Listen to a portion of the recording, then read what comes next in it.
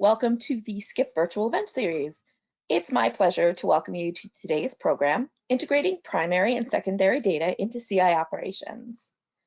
For those of you that don't know me, my name is Michelle Winter, and I am the Director of Education Programs here at SCIP, and I will be moderating the program today. I just want to go through some quick guidelines to make sure that your experience today is maximized.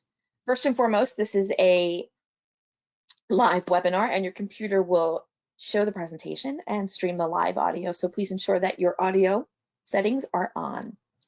All participants will be muted during the duration of this program.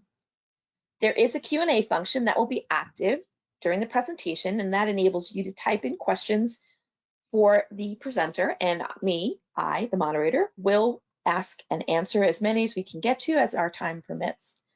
Those that we don't get to will be asked later at a later date and distributed to all of our attendees today. And last but not least, we don't foresee technical issues, but sometimes internet programs are subject to them. And should this happen, we will contact you regarding rescheduling. We are thrilled to have Erik Glitman, the CEO of Fletcher CSI, as our facilitator today. And with that, Erik, I will turn it over to you. Thank you very much, Michelle. I welcome the opportunity to deliver this webinar and talk to our SCIP members and potential SCIP members about how we might improve the process of integrating primary and secondary data into competitive intelligence operations. Quick background, my name is Erik Glitman. I'm CEO at Fletcher CSI. We are a primary data collection and analysis firm supporting strategic decisions. We've been around for about 33 years. So a lot of my experience and the experience of my company over those 33 years is sort of boiled down and distilled into this particular presentation that we're going to be walking through today. In terms of how we're going to cover, sort of a quick overview of what we're going to do, maybe some definitions about primary and secondary intelligence, talk about sources of intelligence, where do we get it from, some of the building blocks that we have, and at the end, sort of how do we link those primary and secondary sources together to deliver something that's meaningful for the clients, for your internal clients, that is to say, around that, and that has impact beyond just filling in a little bit of holes of information here and there. Starting with an overview, what we know, and I suspect most of you know as well, is that really to be effective, competitive intelligence has to use multiple sources and multiple validation, verification steps to do that. The best way to get that is really linking that primary and secondary data to give you a more comprehensive data set to work from and a more comprehensive view of the competitor and the competitive environment that you're facing. As we do that, it's important to recognize that there are specific advantages, specific reasons to use one data type versus another. The reasons you will drive into a primary intelligence solution are somewhat different than those that would make you want to go with a secondary solution all the way through. Part of that is because data that's available through, say, primary intelligence collection is generally not available through secondary. And at the same time, because there are certain ways of getting data through secondary, they're just much, much more efficient than going to primary would ever be. It's possible, not always desirable, to just use one of those two data collection tools as a separate and isolated data collection tool. The reason we don't want to do that very often is because we tend to miss bits of information in one that are available through the other. So we need to really integrate primary and secondary, and to integrate in secondary multiple data sources and in primary multiple data sources to get to a really effective and valuable competitive insights. When we have those and we're doing effective, broad-ranging secondary data collection and effective, targeted, highly detailed primary intelligence, you produce from that competitive intelligence that's much more useful to your stakeholders and much more likely to drive decisions that are supported by facts, not hunches, by realities, not ideal situations. So we're going to spend a lot of the rest of the time just sort of talking about how some of those come together and what makes them work. Starting with the sources of intelligence. Some of this may be familiar to most of you, but there are really what we find as over the years is that there are three basic sources of how we get intelligence. And looking at them from the level of value they contribute to your overall intelligence process, at the very base, and this is the foundation of all good intelligence, you have secondary data collection. Secondary data collection is there to give you that core information that you need, the core understanding of the market, of the competitor, of the environment, and to build a sort of a core understanding of where are you going with your intelligence, what are you trying to get. If you don't have good secondary, it's really hard to get a lot of meaningful output from primary, and it's hard to put together the pieces to make a valuable competitive intelligence contribution to your decision making. Coming up right after that is the internal CI. I'll talk a little more about internal CI, but the gist of it is there's several sources that you can go. Internal CI is kind of like primary, but it involves interviewing people in your current company who used to work with the competitor, or who used to work with the supplier to the competitor, or a key customer to the competitor, or in some way or shape were involved with the competitive environment and understand it from outside of your company's perspective. Another source of the internal CI is your sales team. They are regularly out there contacting, discussing, having conversations with customers, and those customers happen to be, in most cases, interacting directly with your competitors. This is a form of primary intelligence that doesn't involve going outside, but it adds a lot of value to what you might have found through secondary. Now, at the top of the value add is what is traditionally called true primary intelligence, going out, having blinded interviews with competitors, with their customers, with their suppliers, and gathering information through those one-on-one, one-on-many conversations that goes beyond what you would learn from someone who left the company recently or from a salesperson's experience in the sales cycle into the what's actually going on in that organization at that time. Typically, that's where the greatest value in competitive intelligence comes from, as opposed to where all the effort goes into. In fact, the truth of the matter is about 95% of whatever you need for competitive insights is available and can be found. Traditionally, the view of the market space is that around about 45% of whatever you need can be found through secondary sources. With a good database, good search capabilities, a good understanding of how to parse out data from large sources, nowadays adding in artificial intelligence to look for connections that others haven't, layered on with big data to give you more of a data set to use for that AI to search through things, about 45%. Some have said as high as 80% can be done through secondary, but that's usually because it's buttressed by about 35% of the information you need that comes from the internal sources you have. People who used to work with your competitors, their suppliers, their customers, who have that insight that's recent enough to be valuable. Obviously, if that former employee left 10 years ago, they may or may not be a useful information source about what's going on with that competitor today or that customer. But if they left 6 months ago, it can be a very valuable source, and lots of companies develop this effectively. But that gets you about 80% of all the information you need that can be collected through these two sources. About 15% of the information you need can only be obtained through primary data collection methodologies, through direct interviews, direct interactions with competitors, customers, and suppliers. Because you're looking for, in this case, things that are not published, things that are not available through any secondary search that you can find, but are in the minds of the people who are doing that work and coming through with it. That's about 15% of the data that's out there. About 5% of the data that your stakeholders would love you to have is only obtainable by illegal methodologies.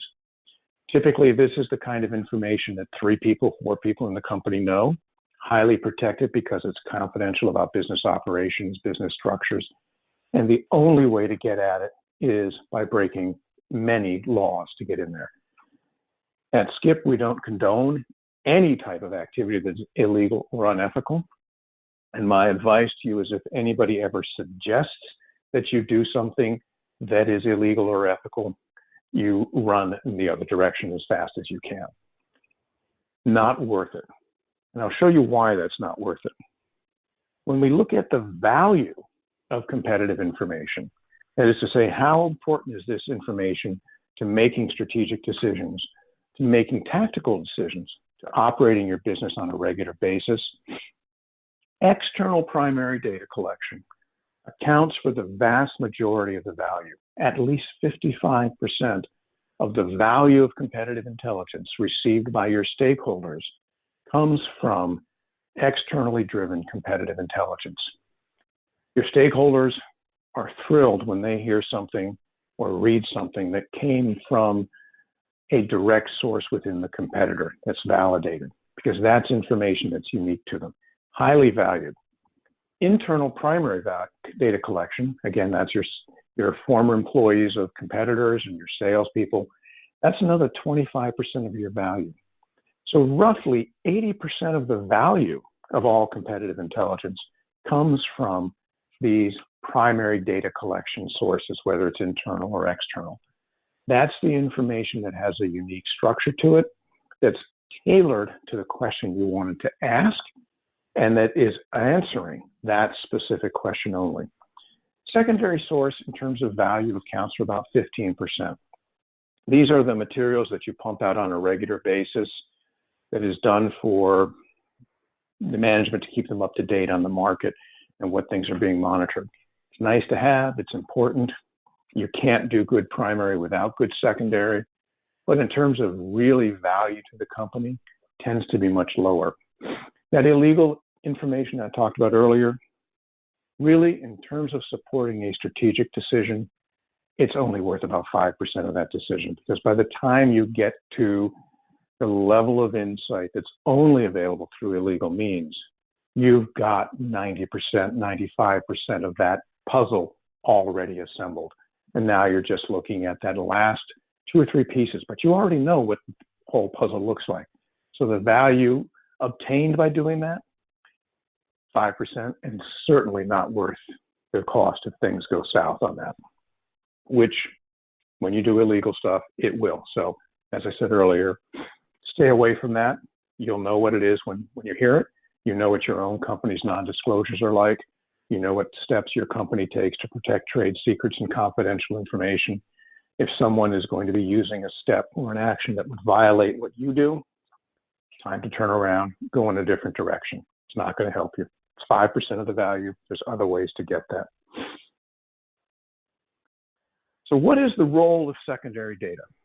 As I said, it makes up about 55, 60%, 45 to 55% of all competitive intelligence that's collected. So it's got a significant role in the competitive intelligence process. The specific things, so that we look at it, really fall into about 3 broad areas. There's the annual type of reports. These are your newsletters or announcements of new products that a competitor is launching, because they put it up on PRN Newswire and it's on all the trade pubs about that. It's announcements about new people who got a job or changes in position within a company, or opening of a new plant, or launching a new flavor or new operation somewhere. Things that are generally put out into the public domain by the competitors as part of what they do for shareholder relations, as part of what they do for general public relations, as part of what they do for employee relations to build the employee culture, and so on. Useful, insightful, and important to have. Quarterly reports, another example of that. If it's a public company and they're filing their quarterly reports with their local government entity, again, very useful to have. It's a great thing for secondary to do because it's kind of information that generally would not be available through a primary source. And of course, another thing about secondary data is when you're doing something that's systematized.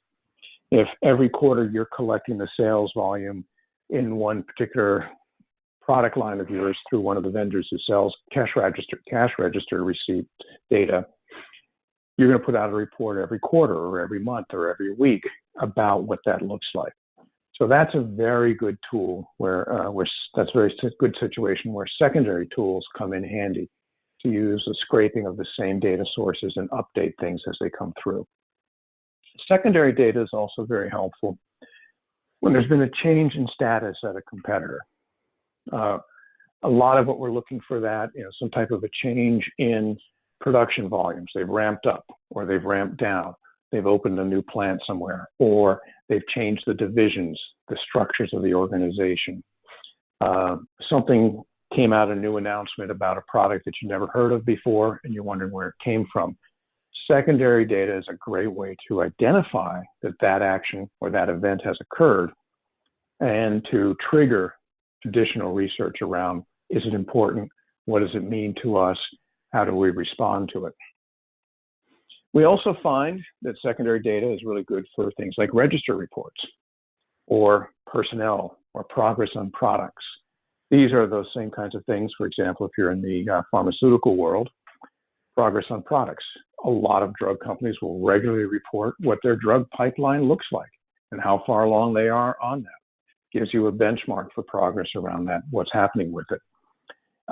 If you're in a lot of production type businesses, there are regular reports that'll be put out that talk about production volumes of that, whatever it is they're making, on the frequency. And these sort of annual registers of this is what we've had.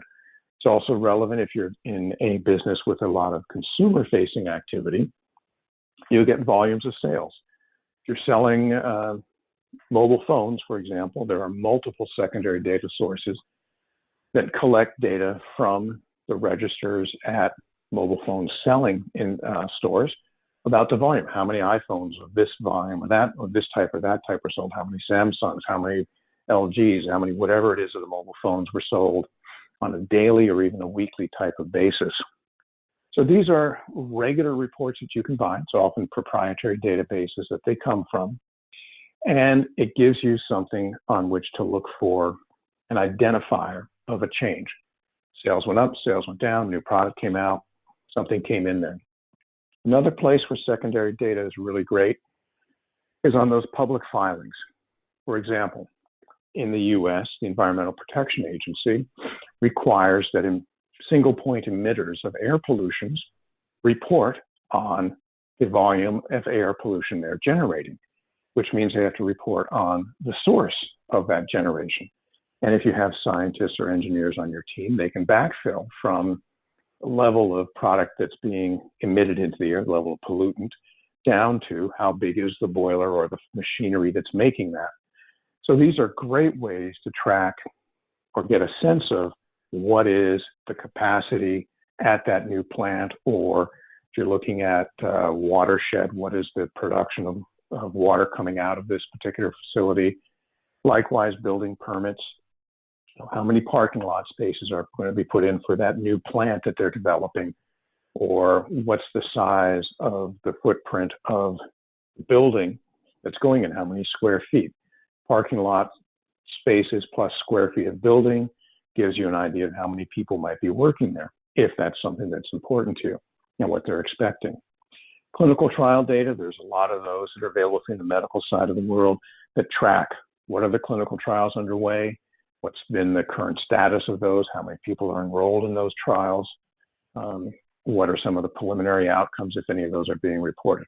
So a lot of these are tools that you can go and get really good insight about what's happening right now, or rather what happened when that report was generated, which can be anywhere from 24 hours to 6 months ago when that report was generated. But it's nice for that baseline. Keep in mind that if you have a really short time requirement, you may only be able to get data through secondary, just because of the ramp-up times that it takes to do that. to do primary, I should say. Secondary, you can generally ramp up pretty quickly because you've got the skills to search through these databases. What does secondary provide that's unique? A lot of it that you can do in-house. You can do literature reviews. You can do all the Google searches for public data that are out there. A lot of companies use secondary data and incorporate it into their knowledge management systems to make sure that information that's been collected by other parts of the organization are shared across the organization when it comes through. In-house secondary data collection is used a lot to generate that in-house competitive newsletter, daily, weekly, monthly, however often it's put out. It's also used for that baseline information on the competitors. You might have a book of competitor profiles that are assembled. The secondary data gives you a lot of what you need to fill in that profile and then to update it when something changes over time on a regular basis. Government filings, if a request comes out to find out, for example, is company X launching a new product in this field? One of the first steps you might go to is the U.S. Patent and Trade Office, or the EU equivalent, or the Japanese equivalent, or the Chinese equivalent of trademark registries, and see, have they registered any new trademark names? That becomes an early indication of that. Looking also at public job boards. Do they have any postings for new jobs coming out? And it's used a lot, again, to get some subscription news feeds that are put together. But a lot of companies will outsource parts of their secondary data. You can go to outsource providers and get pretty much anything in-house. They'll have it for you. What they bring, though, is a more efficient way of collecting the data, because typically they'll have subscriptions to many more databases than you will have, because they're serving multiple clients. So that means a lower cost for the database. So a database that might cost you $100,000 to have for your company, if you go to a good secondary provider, they might bundle that into their annual cost with 15 other databases that also cost $100,000 and sell the whole thing to you for $100K or less. So there is some expertise, some savings that you get there with the outsourced. Likewise, specific expertise. Some of the secondary data providers focus on one area, only one area, and have a depth of it that others don't. So it's worth thinking about if there's a search that's very specialized, a special set of databases that track this that you only use once a year, it might be better to go to somebody who specializes in doing that.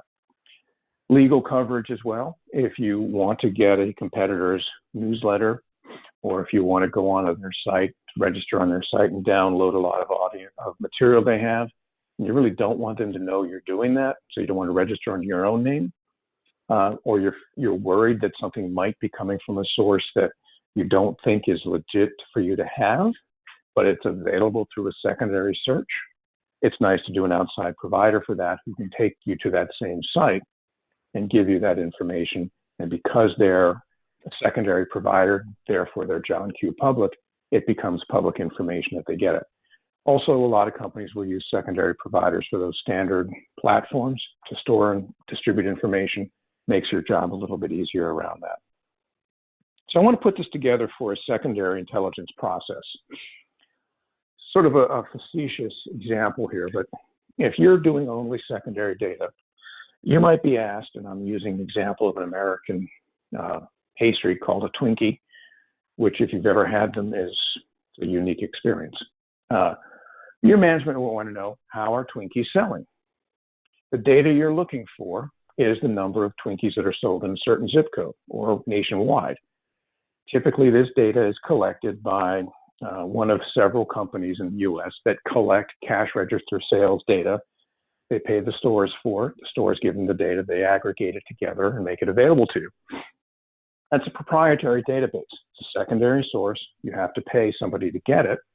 And that's typically a data collector, maybe on your company, who might have reached out to that provider and said, give me the data for this particular piece. And what that'll tell you is, how much are they selling? How many Twinkies were sold in this area? Now, you may have a question around that comes up of, how did that compare to the sales of ring dings? Ring dings are like Twinkies, only they're chocolate coated and they have a different filling. Same source of data for the sales of ring dings. It's that cash register data from that proprietary database provider. But a database analyst, someone on your team, can now mix those two data streams together and give you the insight that says, oh, Twinkies are being outsold by ring dings.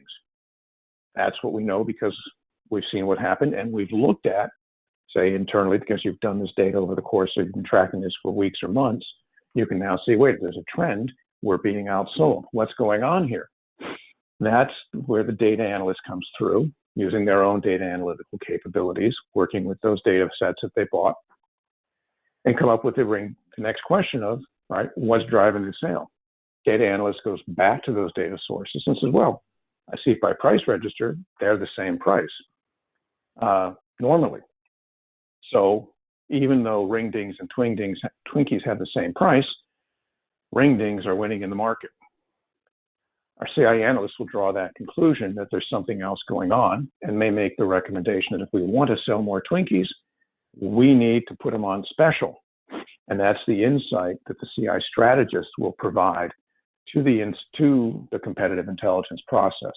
So in answer to the question, how many ring dings were sold in the zip code, using secondary data, we can determine the volume. We can determine how it compares to the top competitor. With trending of that data, the secondary data we've stored over time, we can identify that ring dings are overtaking Twinkies in sales. And through that, we can identify that price is a driver. And if we lower the price on Twinkies by putting them on special, we can bring Twinkies back up in sale. So that's where you might use a secondary only tool to get you through with things.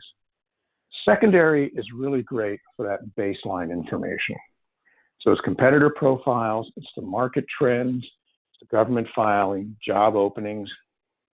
It's also really good for those trackings of market indicators that are publicly available, pricing from various stores, unemployment rates or new job hires, production volumes at various types of industries and plants. It's also great for some very project-driven research that you want to do. You want to know what the competitors use for their job descriptions for their chief of HR. You can go through secondary and pull up the listings they've had of job descriptions and say, okay, now we got to censor it. Shipping data. There are lots of companies that are out there that track shipping data internationally and domestically, production volumes, sourcing. These are all the kinds of information that you can get through secondary resources. Keep in mind that all of them are backward looking. What happened is what secondary data is giving us. So let's wrap up the secondary data component of this with sort of what does it do? It gives you an inference. Secondary data is a way to understand what is happening at the competitor or what did happen at the competitor when that data was collected. It's a lot of good directional insight for what to do next, which is driving into primary data. There are going to be, in all of your secondary data, questions about, is this the answer? Or the secondary data only gave us that 55%, 45% of the value that we were looking for from this insight. We need something further to make a proper decision. By highlighting what's missing, what I need to get that answer done, and by highlighting what needs to be tracked, which brings us over past the what, over and into the world of primary data collection. So we use primary when you want data that has not been filtered. By its nature, secondary data gets filtered before it's put out onto the line, whether it's filtered by a proprietary data collector like the cash register price receipt person, or it's filtered by the PR and the marketing department and the legal department of the company that issued the press release. It's also important to use primary when you want something that has not yet been fully released for public. If the decision's been made, but it's not made across the broad universe, primary data can typically find out that data, what that decision was and how it was made. It's also important that primary data is not, as I say, refined. This is the raw data from the sources itself.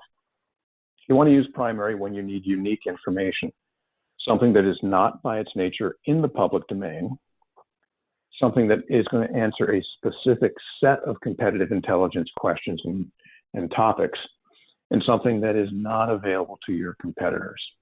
The reason primary intelligence is not available to your competitors, unlike all secondary data, which is available to your competitors, is because your competitors aren't going to ask the same question to the same people that your primary data collection tool will.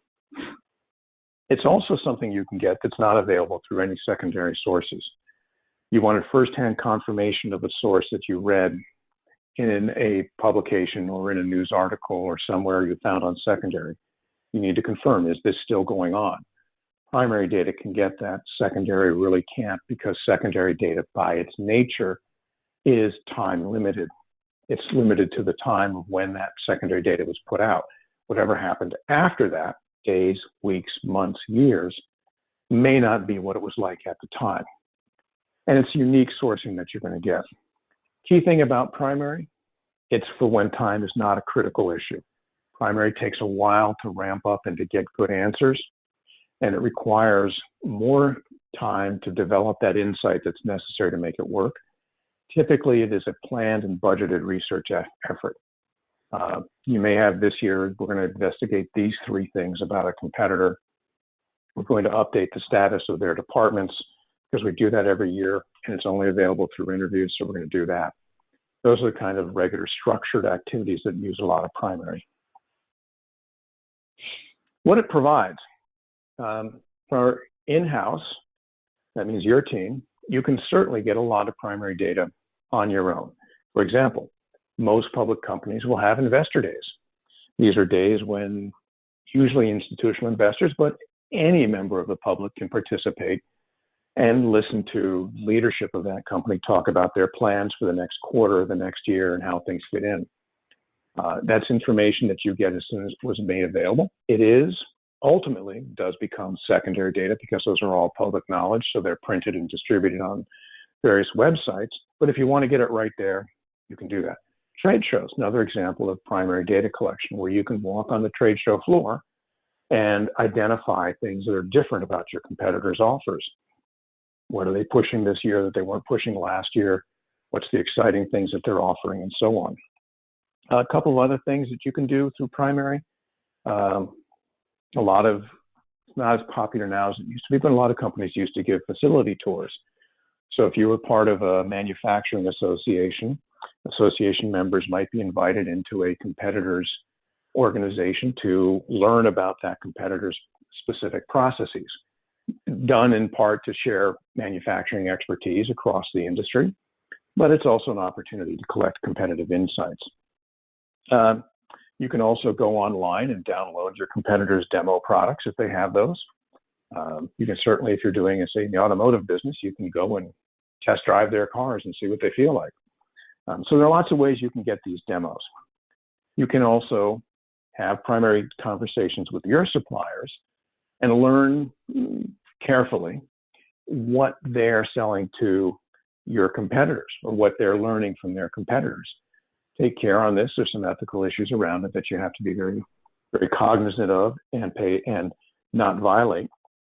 But your suppliers are a source of insight into what the overall market is doing, and potentially what some of your top competitors are doing in that market space. And you also have the ability with primary data collection to do internal win-loss.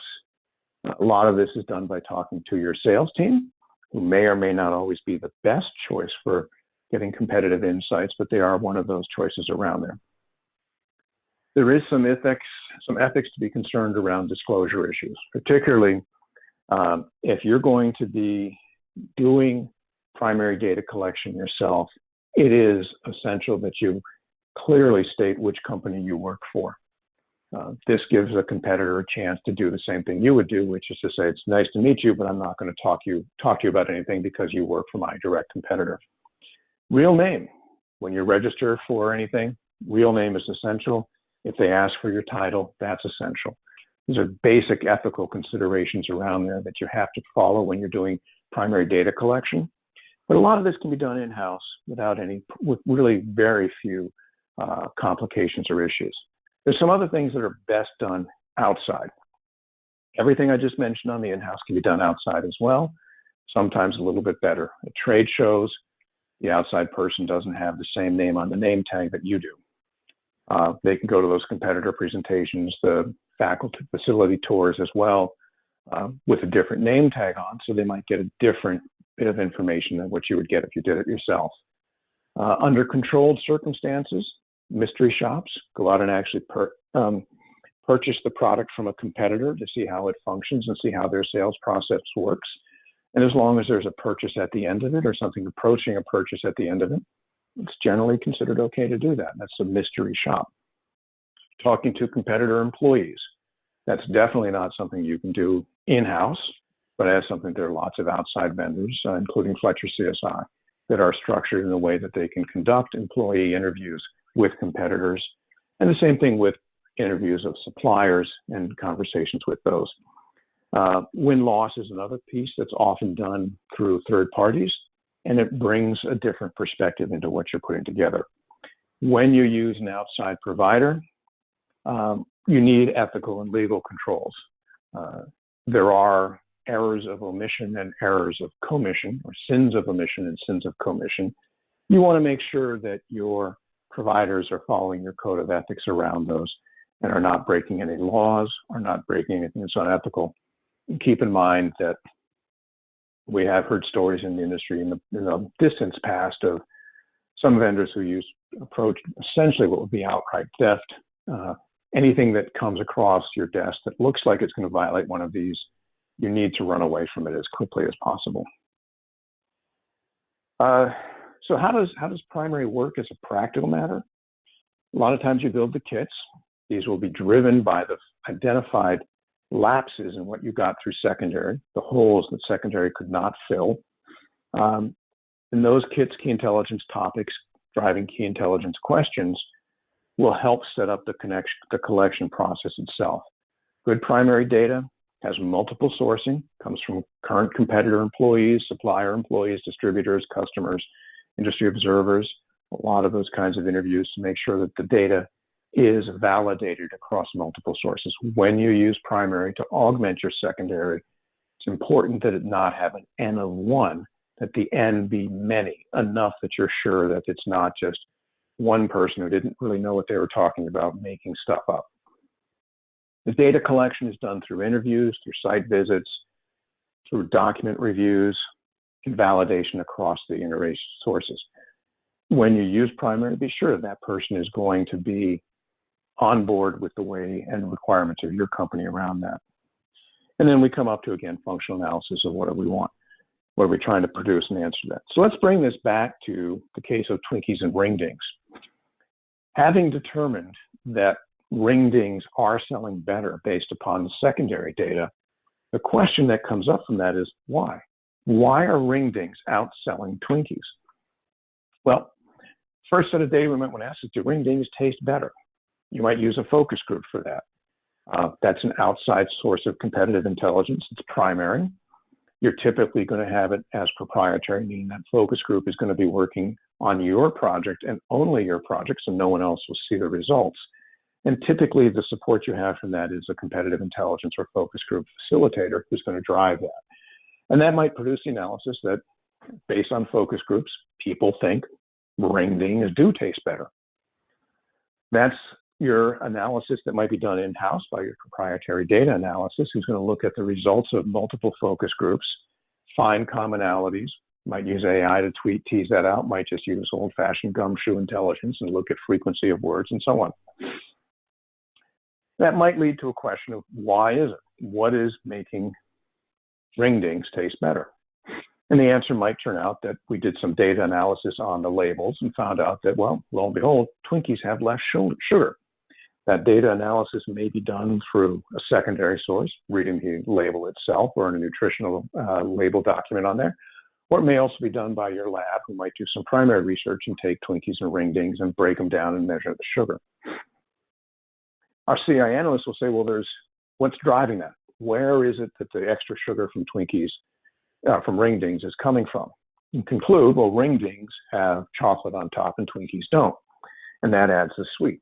We might talk to a bakery specialist who talks about the complexity of layering chocolate on and how that enhances the sweetness of the same product. And that's something you might use a little bit of your proprietary data collection with the primary data collectors to sort that.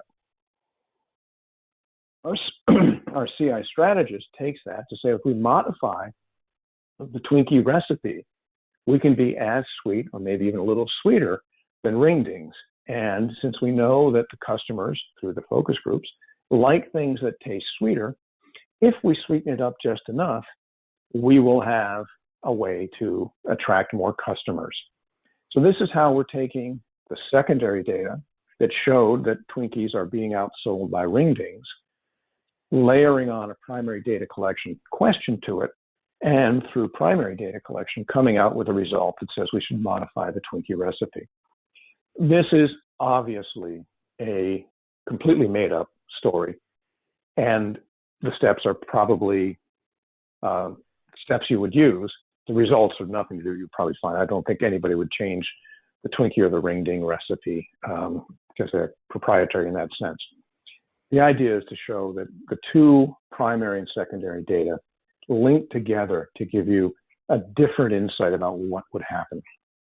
Now, I do want to talk about another form of primary intelligence. Former competitor employees who work with you, as I said earlier, that's about 35% of what you need. And it's really a bit of information that a lot of companies don't pay attention to. It's internal primary. You don't need to go outside for it at all. It's you interviewing your internal folks around that. Typically, you're looking for an employee who left that competitor less than 6 months ago because of the rate of change in most businesses.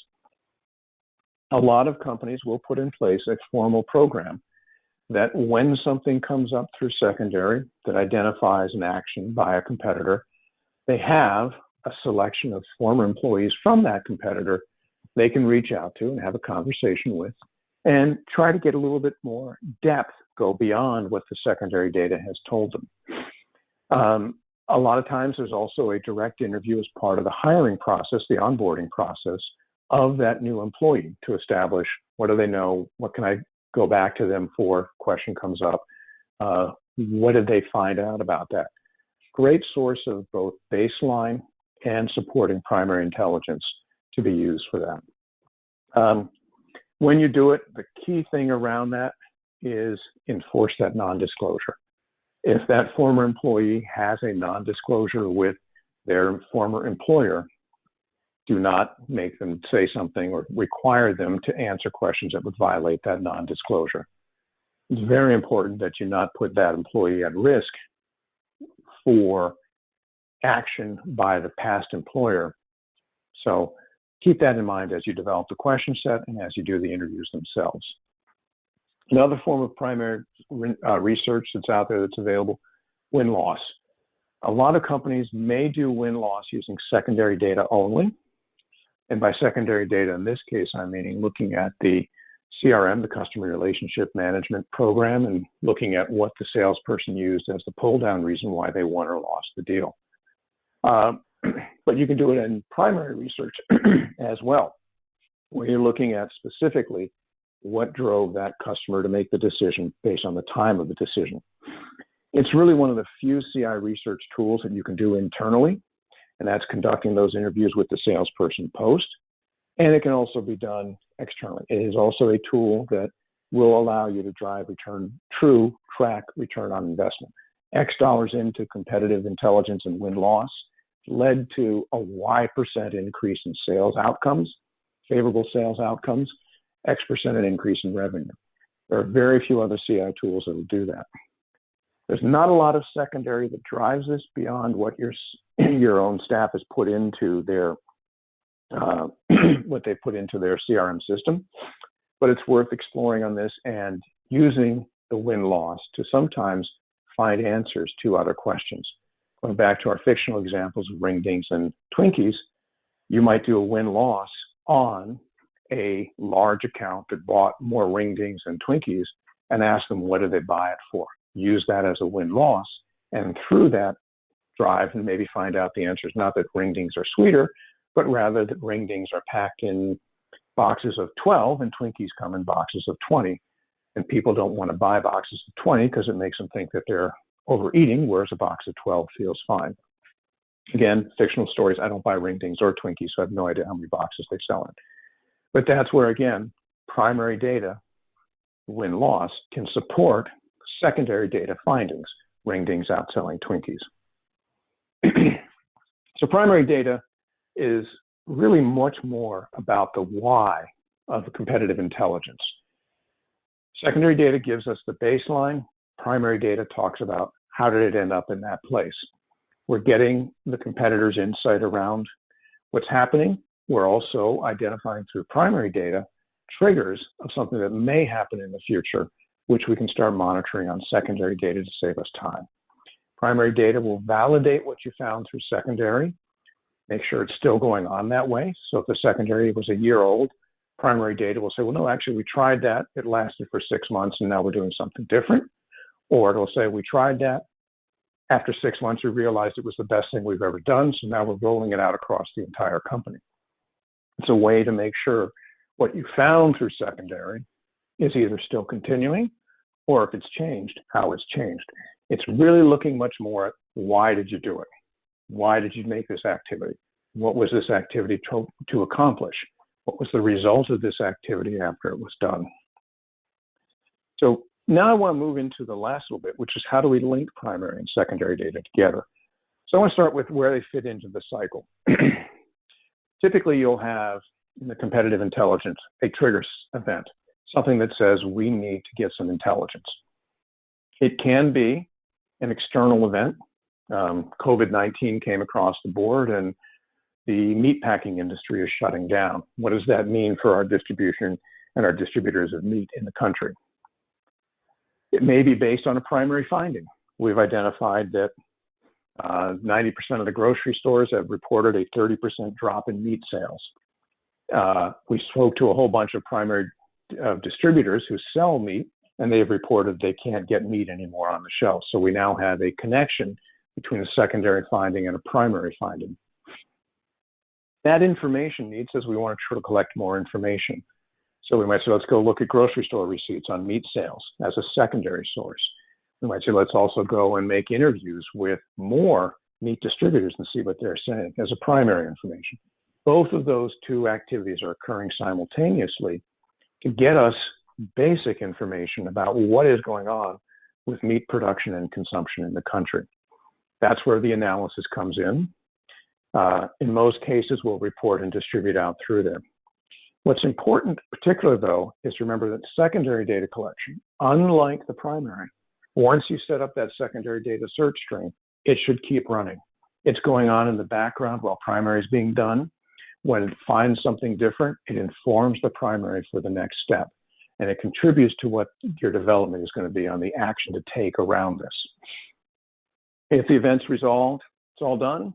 We answered the question. We may end the cycle at that point, or we may say we need to continue investigating and continue the circle and cycle going through there. So what we find is secondary and primary may both identify triggers for research. Secondary and primary both contribute to getting the answers to the questions that have come up from that. Another way to look at it is around when you have a particular key intelligence topic that's come up. Secondary data helps you identify the base of information that you have and identifies where you are lacking information that can only be obtained through primary, and it drives some of that primary data that comes through. You can go direct to primary with your key intelligence topics, but it is often more effective if key intelligence topics go to primary and secondary, and the secondary data results and primary data results are shared between those two entities or those two collection groups to give you a more accurate piece. Analysis should be linking what you found through secondary with what you found through primary to give you, again, that more comprehensive assessment of what's happening and how it's coming through. Final thing I'll say about secondary is that's something that continues throughout the process, and primary gets layered on as needed. But if you set up a search string on secondary, it keeps going. So when we look at it as a total project cycle, secondary research is at the start of it, goes right through to the end. By and large, primary research is occurring in the middle when it has to get information that's not available around through the secondary, when it's getting more current stuff, and it may continually lead to adjustments of that secondary data. And secondary and primary will continue right up until about the time the report's just about finished and delivered, but always available to come through. So I want to conclude sort of really 4 key points. If you are doing competitive intelligence and you want it to be effective, we need primary and secondary data intertwined in order to produce a really valuable and effective competitive intelligence result. Secondary data collects information, secondary research collects information outside of your organization. It can be an ongoing monitoring program, web scraping and presence monitoring. It can be targeted as we need to get some basic information about these competitors, where their locations are, number of employees, revenues, profitability, things of that nature that's publicly available. Generally going through that, who is the competitor? What do they offer? Where are they located? That kind of factual information that's validated because it comes through different sources of secondary, or because it's a government report where we know it's pretty much always going to be what it's supposed to be. Primary research is really most effective when it's going after what's not on that secondary data source. You can't find it through a variety of secondary sources. This is direct interviews that's done, whether it's through a focus group, through one-on-ones, through observational activities, commissioned surveys that you do, multi-quant surveys or qual surveys that are done. It's done specifically in response to a question you needed to have answered, as opposed to a broad-based survey that's done. Primary does also look at the internal staff and at the external, so it's looking at the inside and the outside view of what's happening around it. And it's really going after the how and why. So if you think of the old newspapers, who, what, where, how, when, and why, primary intelligence goes after how and why. Secondary goes at who, what, and where. Secondary is mostly in-house sources with outsourced people who are feeding into the in-house sources you use. Primary uses mostly outside sources, except for some of those internal interviews. You can bring an outsider in to do the internal interviews. It's generally not done that way. It's generally done in-house, and the interviews need to be done with proper training. These 2 tools reinforce each other, and they should be used in concert throughout.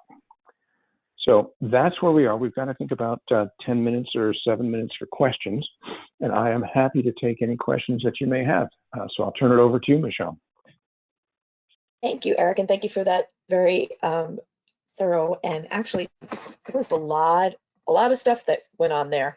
We have a lot of questions, and we will get to as many as we can, with a reminder that anything that we don't get answered, I will send over to Eric, and he'll take a look at them, answer them, and then I'll send them back to everybody who is in attendance.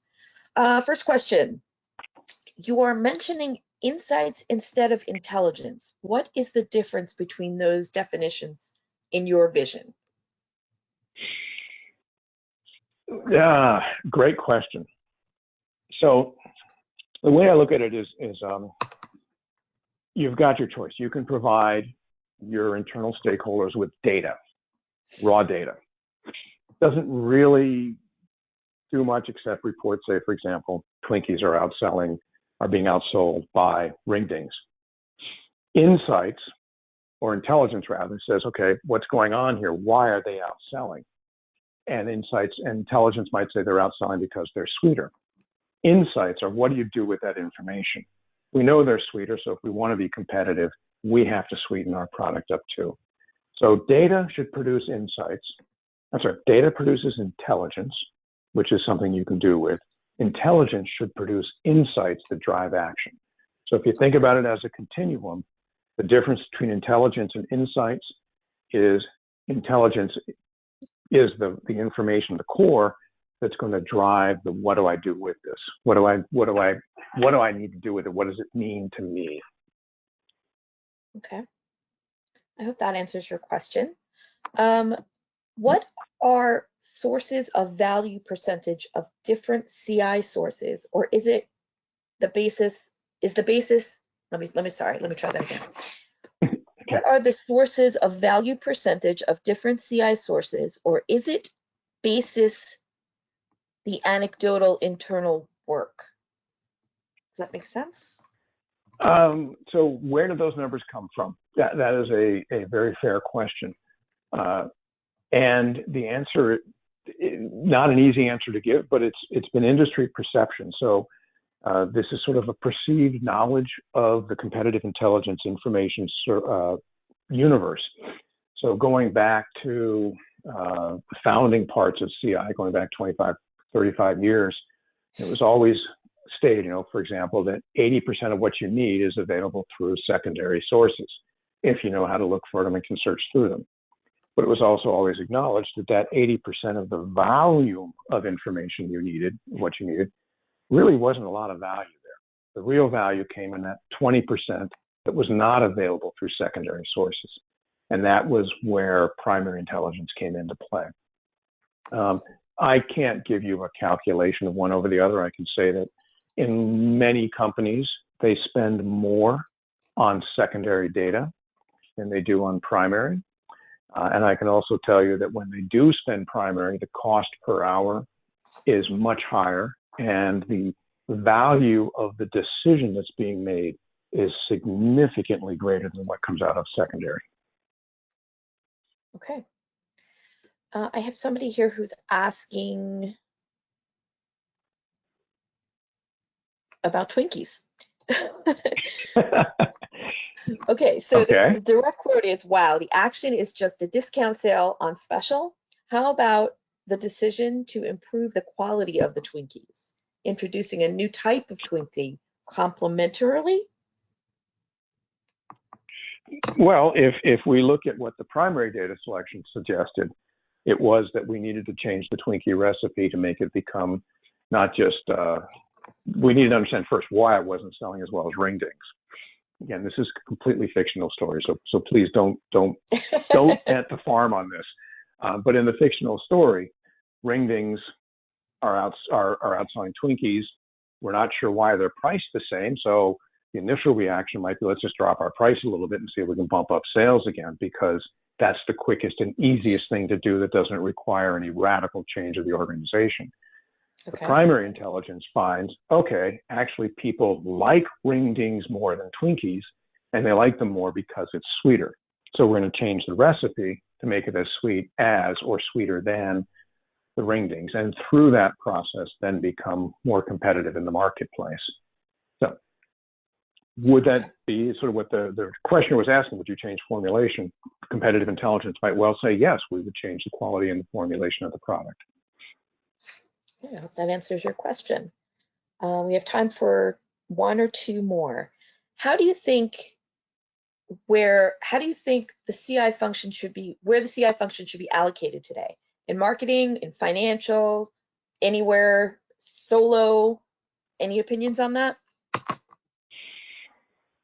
Well, I hesitate to give an answer to that, because we have found CI organizations that are directly reporting to the C-suite at the CEO level type of operations that are very effective. And we found others where the CEO wants to use competitive intelligence as a go-fetch service, where it's not really as effective as it should be. We have found units that are stuck in the middle of R&D that are looking at all kinds of really cool things and are very effective at what they do. I don't think there is one place that you should say this is where CI belongs. CI needs to respond to the needs of the stakeholders, the people who are asking for competitive intelligence. And those people generally are throughout the organization. So if I had to pick one place to put it, I would probably put it as a standalone that reports into the C-suite, but has a lot of independence of action to go after different things, almost as back in the day, we used to have the corporate troubleshooter whose job was to go out and fix problems within the organization. That's kind of a CI role as well. Go out and fix problems wherever they are. Okay. Well, folks, that brings us not right an easy up to one time. to answer. Oh, I'm sorry. So it's not an easy question to answer, because there really is no right place for it. The right place is where it does the most good. I would think it also probably would vary based on industry as well, right? I would think so, yes. Yeah. Yeah. Okay, well, on that note, folks, we are at time. We do have a bunch of questions, Eric, that I am going to be sending you, and I will send them out to everyone who attended today, which I thank you all for joining us. Eric, thank you, as always, a wonderful program. I wish you Thank you, all. it's been my pleasure. Thanks. Everyone, please stay safe and healthy, and thank you for attending. And Eric, thank you. You're welcome. Thank you, everybody.